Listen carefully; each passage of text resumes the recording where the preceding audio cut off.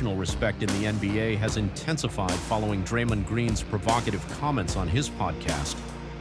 Green argued that while current players are expected to show deference to previous eras, former players frequently disrespect today's athletes. This sparked a heated discussion about the complex dynamics between NBA generations and the various factors contributing to this perceived tension. People say you must respect each era, but the past eras don't respect this era. I don't think that's true. You don't see some of the things these guys say? The respect. I disagree in the fact that, no, like these eras don't respect us. Like I've seen several guys talk over and over and over again, not in a positive light. Stephen A. Smith offered a more nuanced perspective, pointing out that Green's argument missed crucial context about why veterans might feel disrespected. Most players think about those things, the old school guys. They think about the advantages that these guys have, something as simple as travel. You understand how you could travel first class, how you could travel chartered jets, how you don't have to have a second job in order to make money, or they think about all these things. And they're like, you have any idea what we went through to have to perform? And you just want to ignore all of that when it comes to us? Nah, and that's what I'm saying. So it's not that Draymond doesn't have a point, it's that he's leaving out where the disrespect emanates from and how to some degree it's instigated by some of the modern day players because they got their bag and there's an absence of deference and respect that they have for those who paved the way for them. That's the duration that they look at it now. Rule changes, no hand checking, the absence of physicality that exists now compared to what once was. The road travel was far less arduous than it is now in their eyes. And they're saying, if these brothers had to go through what we went through, and so when they're hearing these players talk, they expect to hear that level of appreciation. And when the frustration from former players often stems from modern athletes not acknowledging the groundwork laid by their predecessors, from collective bargaining agreements to dealing with intense media scrutiny without today's platforms.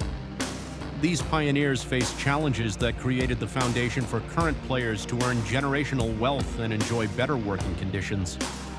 The discussion highlighted stark contrasts between eras that fuel this tension.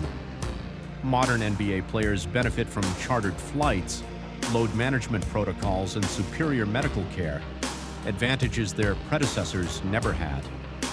Players from previous eras often had to work second jobs, flew commercial airlines, and sometimes played 3 games in 3 different cities over 3 consecutive nights.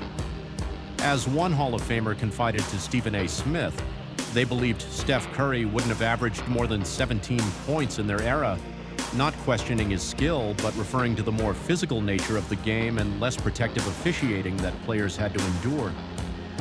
Chandler Parsons' recent comments about Giannis Antetokounmpo illustrated this divide, suggesting that players from the 1970s would have arrested Giannis for playing the way he does today.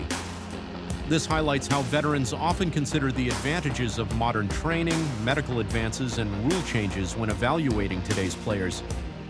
The old-school perspective isn't necessarily about diminishing current talent, but rather emphasizing the different challenges they faced. Chris Mad Dog Russo raised an interesting counterpoint, noting that many legendary players like Kareem Abdul-Jabbar and Larry Bird haven't actually criticized today's players. In fact, recent controversies were initiated by current players. LeBron James suggested Giannis would dominate in previous eras, and J.J. Redick dismissed past players as plumbers and firemen.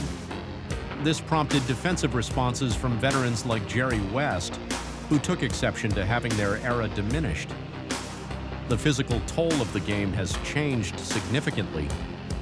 Previous generations played through more brutal conditions, typically completing full 82-game seasons without the benefit of load management.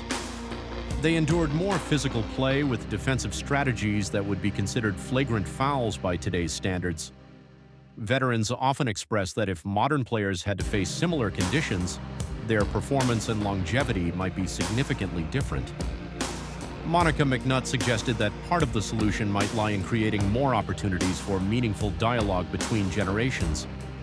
Outside of the NBA Top 75 celebration in Cleveland, there haven't been many forums for players from different eras to share experiences and perspectives. Stephen A. Smith proposed that much of the tension could be diffused if today's players simply acknowledge the toughness of previous eras with statements like, "I'm glad I wasn't playing during your era. They'd have mugged me." The conversation concluded with an observation about how this generational debate seems more prevalent in basketball than other sports, though some panelists disputed this claim. The key insight emerged that both sides have valid points. Today's players deserve recognition for their remarkable talents and evolution of the game, while the pioneers who created the modern NBA's foundation deserve acknowledgement for establishing the conditions that allow current players to thrive. The solution may lie not in determining which era was better, but in fostering mutual understanding and respect for the unique challenges and contributions of each generation.